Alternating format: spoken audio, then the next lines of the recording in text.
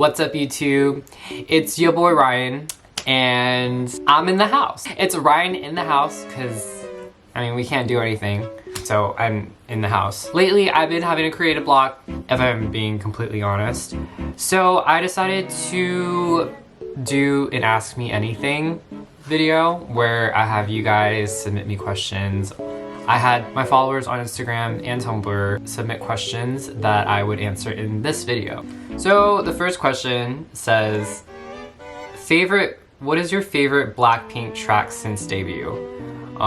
It would have to be a tie between Don't Know What to Do and Whistle. Like, Whistle was really that song for me, and it was the song that came out that got me into Blackpink initially because it was their debut song, and it's just so unique. It has a hip-hop vibe, but then it switches up into a country. Don't Know What to Do, in my personal opinion, should have been the title track for the Kill This Love era, but I digress. Workout routine tips, cooking, what games you play, books you read.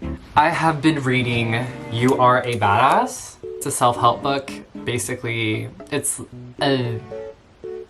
a self-help book aimed to helping people kind of discover and hone in on their full potential. It's great for people who may be feeling like they're in a midlife crisis or even a quarter-life crisis. I know I've read this book before, but I'm rereading it again because I felt like I've been sort of in a rut in quarantine, and I'm sure a lot of people can feel the same way.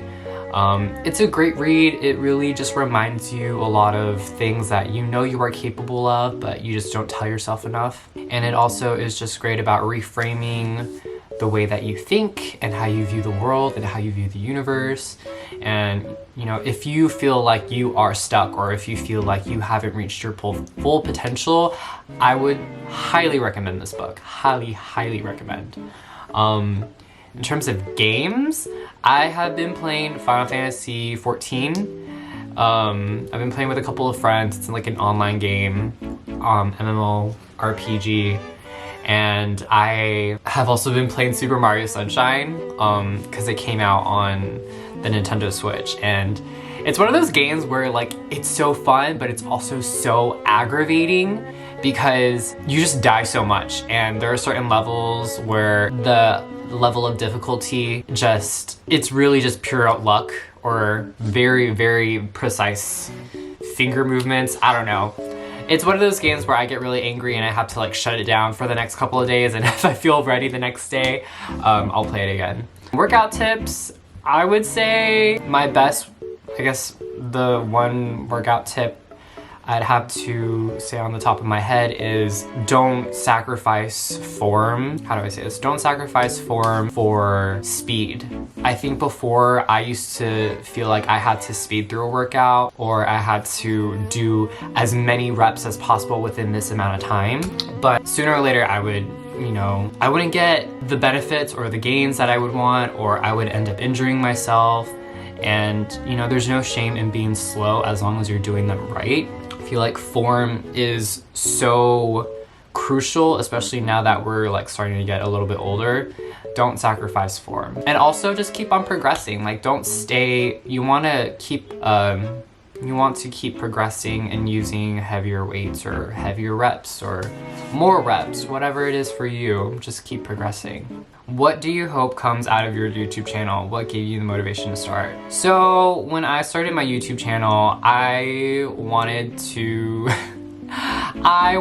be like everyone else. I wanted to become an influencer. Boom. But I realized that's not really realistic, and like, you shouldn't aim to be an influencer. An influencer is just something that just happens if and when, you get there. But becoming an influencer isn't really like a goal, or it's not really, there's no intention behind it, because if you really think about it, anyone can really become an influencer. It's like, what are you influencing and how are you going about it? You know what I mean? With my YouTube, I hope that I can help people get through, I could help people laugh, I could help people feel something, even if it is some sort of distraction throughout their day, even if it is just to get through the next day. Especially in quarantine, our mental health is like really shot and people are looking for content. If I could be the person to help you get through another day, and maybe even start a conversation, yeah, that's I think that's my intention for this YouTube channel. Oh, and what gave you the motivation to start? I think I just saw a couple of my friends starting to do it, and I know that back when I first started, I was at a dead-end job that I hated, and I was watching a lot of YouTube videos, and just a lot of people were like, you can, if you make it big on YouTube, you can, you know, have a full income while working from anywhere. You can have any sort of living situation, yada yada, the flexibility, and that was something that I really wanted for myself, so I just thought, why not? I have to start if I want to get there. So I started. Do you see yourself getting more tattoos? Hell yeah. I don't know when or where or how, but I do intend to get more tattoos. I think I do want to fill up this arm eventually. I definitely want to get some like thigh tattoos. But I feel like after this I'm good for like a good year or two. Like it was well worth it, but the pain was excruciating, and I think I'm good love for like the next few years. What are you looking forward to going into 2021 since 2020 has been done? 2021, I'm looking forward to traveling internationally, maybe internationally, most likely internationally. Having a job. I'm fun employed, by the way. Just like new opportunities. I can't wait to go to music festivals again. I can't wait to hug my friends and like hug people that I care about. And I also can't wait to move out. And that's also gonna, you know, require me to get a job, but I just can't wait to, you know, start my life again, whenever that may be. If you could have pets, how many would you have? I think I would want 1 or 2 dogs, because I mean, I've never had my own dog before, but I love dogs. I just don't want to overwhelm myself, but I definitely want to get a dog someday. I just can't get a dog because my mom's terrified of dogs, and I think she got bit when she was a little, so she's a little traumatized, you know? Have you ever wanted to try drag or be in makeup? So, I've actually done drag several times in my lifetime. I used to do a lot of musical theater, and in high school I did a play called Snake in the Grass, and I played a woman. Yeah, I played a woman and I put on makeup and I put on some fake boobs and I put on a dress, a wig, and I did the whole 9 yards. It was really liberating because I just never done that before, and you know, people loved it. I also did Rent when I was in college, my senior year of college, and I played Angel, and Angel is a drag queen. And so obviously I put on the wig, the makeup, the dress, and I had to do choreo in heels. So it was very enlightening, and it was a great learning experience, and I really give it up to drag queens everywhere who do the makeup, do the hair, do the performing. It's a lot of work. It's so much work, and I have so much respect for their craft. I just don't think that is work that I am willing to do on a daily basis. But so much respect for drag queens. Next question is, what dance are you currently learning? What am I learning? I guess I'm still learning Lovesick Girls. I mean, I know the chorus, but that's about it. Still need the rest of the dance though. What's your next tattoo? You tell me. Like I said earlier, I do want more tattoos. I just don't know when or where. I think the next tattoo, I would want maybe something on this arm, I guess. Don't know what of what. What plans has COVID ruined for you? How are you going to make up for it when shit's over? So, good question. I actually was planning on moving out.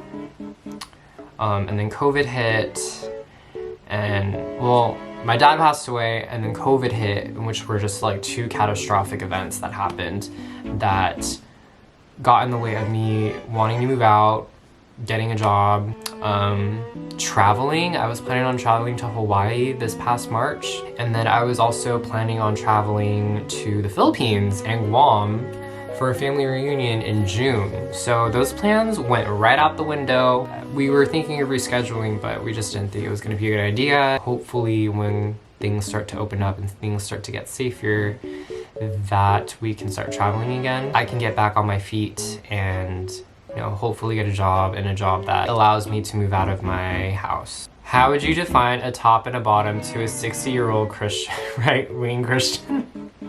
I can't even. How would you define a top and a bottom to a 6-year-old right-wing Christian? A top is someone who gives the spirit of God, and a bottom is someone who receives the gift of God. I'm gonna leave it at that. What led you to get that awesome tattoo? Wow, a lot of tattoo questions. Well, I said it in my other video, I'll link it up somewhere, but it was because of my dad's passing that I felt compelled to honor him and honor his life. So I always wanted to get a half sleeve tattoo. I didn't know what I wanted to get, but then when my dad passed away and a year had passed, I kind of came to the conclusion that I wanted to honor him in this tattoo, and so I got it, and I love it so much, and it's something that I can remember him by, and it was a very healing moment for me during this year, and it's something I have forever. Pretty Savage dance cover. You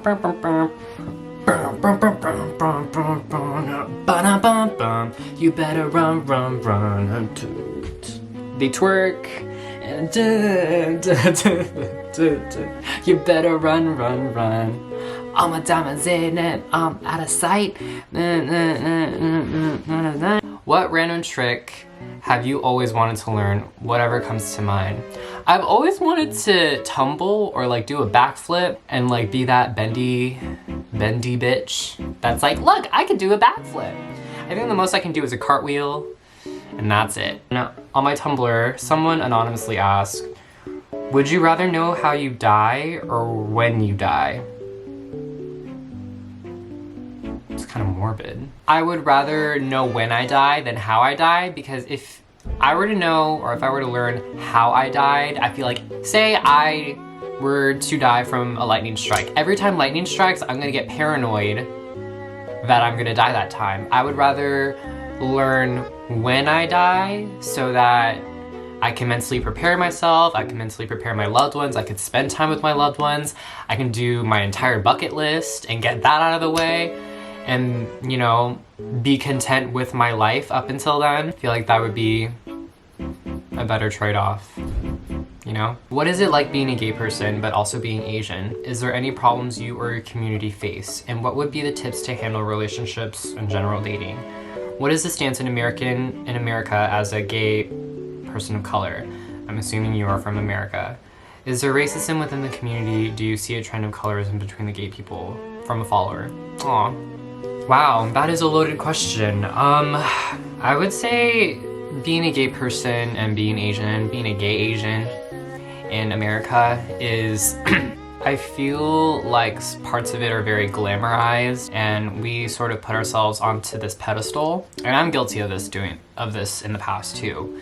We kind of put on this persona that we're this or we're that, and we're like this otherworldly special being, and we're just all freaking human, and sometimes we have our heads up our asses and think we're too cool or too good for things. And what I've been trying to unlearn is like, I need to honor my inner child and stop acting or behaving in ways that I think would be socially acceptable for what it is to be a gay Asian in this community. Is there any problems you or your community face? I would say, this is just my own personal opinion, but I do feel like hookup culture and even substance abuse is a big problem in the community.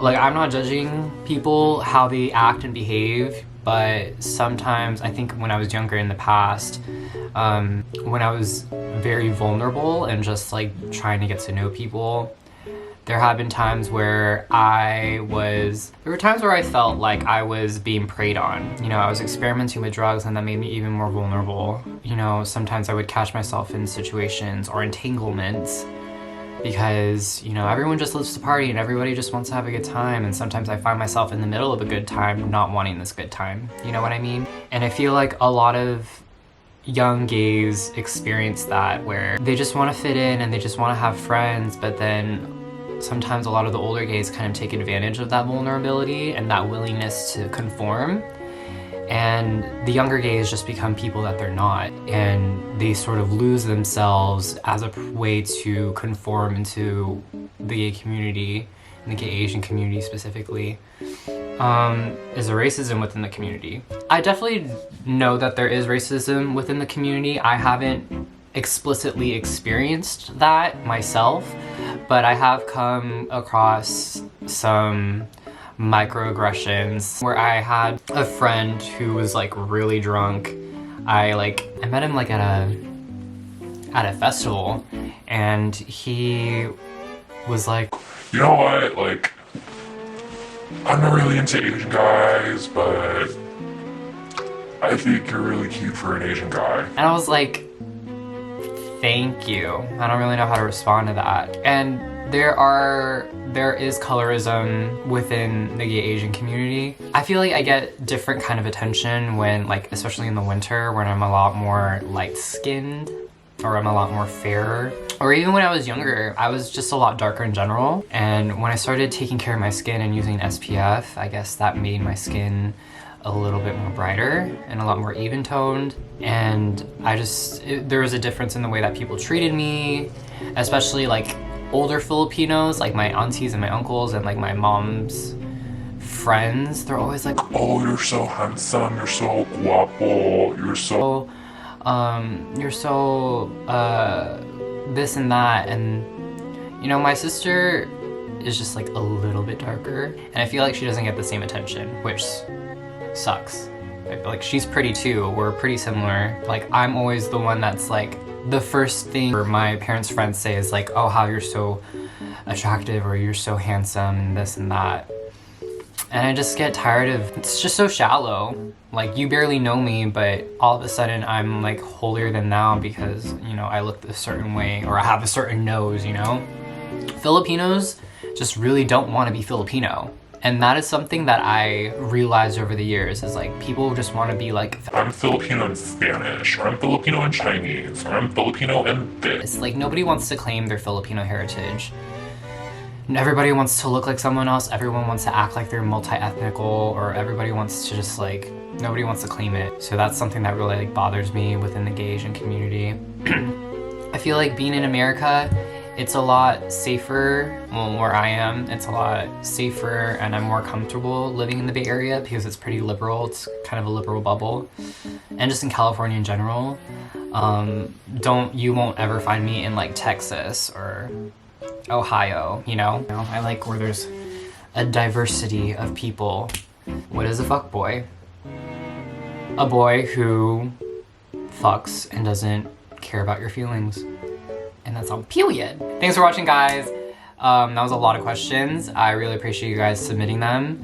Hopefully you guys kind of got to know me a little bit better, and that I create some new video ideas pretty soon. I'll see you guys in the next video.